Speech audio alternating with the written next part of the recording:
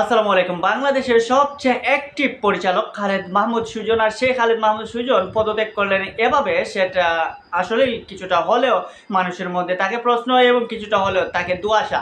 যে খালেদ মাহমুদ সুজন বাংলাদেশ ক্রিকেট বোর্ডের পরিচালক হওয়ার পর থেকে অন্যান্য পরিচালকদের চেয়ে সবচেয়ে আলাদা এবং সবচেয়ে অ্যাক্টিভ, প্রত্যেকটা বোর্ড মিটিং বলেন বা ক্রিকেটারদের সাথে কিংবা ক্রিকেটীয় বিষয়ে সবসময় দেখা গেছে সেই খালেদ মাহমুদ সুজন এত সরকার পতনের পর যখন বিসিবি বস পাপন পদত্যাগ করলেন, তারপরে ক্রিকেট ম্যানেজমেন্ট কমিটির চেয়ারম্যান জালাল ইউনুস পদত্যাগ করলেন, নাইমুর রহমান দুর্জয় পদত্যাগ করলেন, তাদের পরে সে লিস্টে লাস্টে যুক্ত হলো খালেদ মাহমুদ সুজন। সেই খালেদ মাহমুদ সুজন আসলে কেন পদত্যাগ করলেন? আসলে কি তিনি পদত্যাগ করেছেন অন্য কোনো স্বার্থে নাকি নিজের কোনো লাভের উদ্দেশ্যে?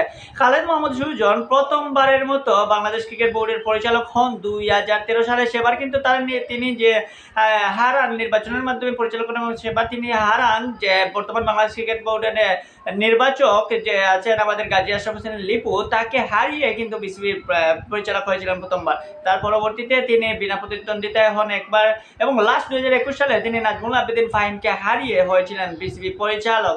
এই বিসিবি পরিচালক হওয়ার পর থেকে খালেদ মাহমুদ সুজনের ক্যারিয়ারে ছিল উত্থান পতনের মাধ্যমে। যেমন বিসিবি পরিচালক হওয়ার পর অনেক সময় দর্শকদের দুইধ্বনি শুনতে হয়েছে, দর্শকদের গালি শুনতে হয়েছে, আবার অনেক সময় তিনি কিন্তু বাহবাও কুড়িয়েছেন।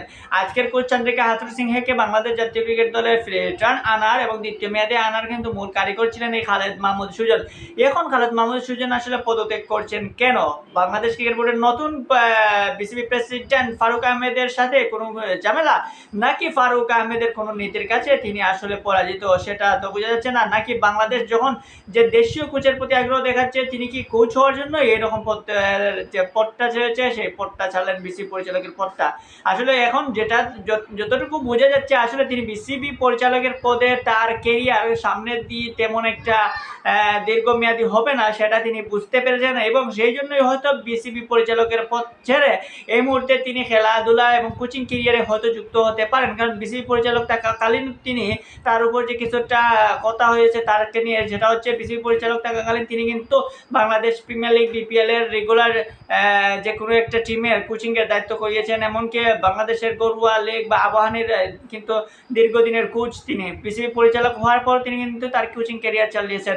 এমনকি বিসিবি পরিচালক হওয়ার পরও কিন্তু তিনি বাংলাদেশ ক্রিকেট বোর্ডে, আমরা দেখেছি বাংলাদেশ ক্রিকেট দলেরও কিন্তু অন্তর্বর্তীকালীন হেড কোচও হয়েছেন, টিম ডিরেক্টরও হয়েছেন। মানে কোনো কিছু তাকে ছাড়ে না, এই সব কিছুকেতেই তিনি রয়েছিলেন।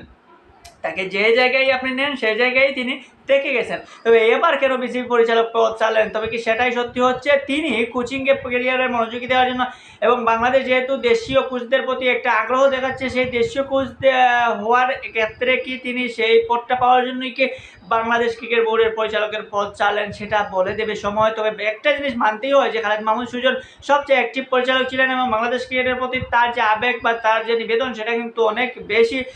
সেই জায়গা থেকে তিনি বাংলাদেশ ক্রিকেট নিয়ে চেয়েছেন যে কিছু একটা করতে। অনেক সময় তিনি পেরেছেন, আবার অনেক সময় তিনি কিন্তু সমালোচনার মুখেও পড়েছেন, কিন্তু সেই সমালোচনা বাদ দিয়ে এখন তিনি পরিচালক পদ চালেন। এখন দেখা যাক তার নেক্সট যে পরবর্তী যে স্টেপ সেটা কি হয়। বাংলাদেশের সবচেয়ে আলোচিত এবং সবচেয়ে সমালোচিত পরিচালক কি ছিলেন কিন্তু খালেদ মাহমুদ সুজন। অন্যান্য পরিচালকদের নিয়ে এত ট্রোল হয় নাই যত ট্রোল খালেদ মাহমুদ সুজনকে নিয়ে হয়েছে। এখন না তার নেক্সট স্টেপ দেখার জন্য আগ্রহী ক্রিকেট প্রেমীরা। দেখা যাক এখন খালেদ মাহমুদ সুজন কোন দিকে যান।